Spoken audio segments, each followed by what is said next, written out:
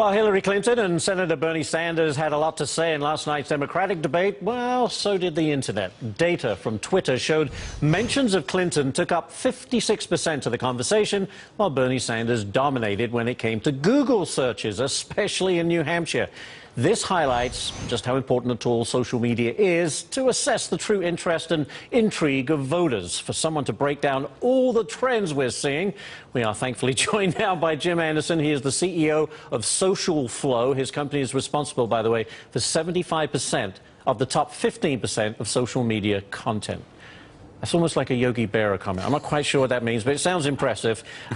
Jim, thanks for being here. Thanks, look, just because people are talking about a particular candidate, it could be negative stuff, right? How do we know whether it's positive or not? Well, that's absolutely right. You see positive sentiment, negative sentiment, but the first challenge any candidate has is to get attention. Yeah. If you can't get attention out there, then it's going to be hard to be relevant.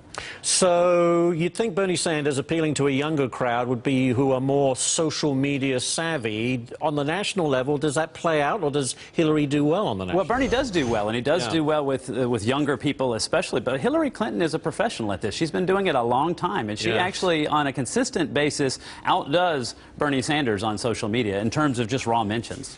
So do they correlate closely with the polls? The mentions on social media, do they kind of reflect the polls, or do they go in a whole different direction? Well, sometimes they do. I mean, if a candidate's not getting any attention on social media, then you know that's going to correlate pretty well with the polls. They're not likely to get much attention. It's where they get a lot of attention, but a fair amount of it's negative. That's when things really start to get interesting. And the classic example of that's Donald Trump, right? He says lots of interesting things and gets lots of attention, but not all of it positive. That's true. Are people more honest on social media? If a pollster comes around and asks you a question, I don't know, you may just say something to get that person to go away. Social media, you have more time to think about what you're saying. Yes, people, I think, are more honest on social media, but they're also more fickle.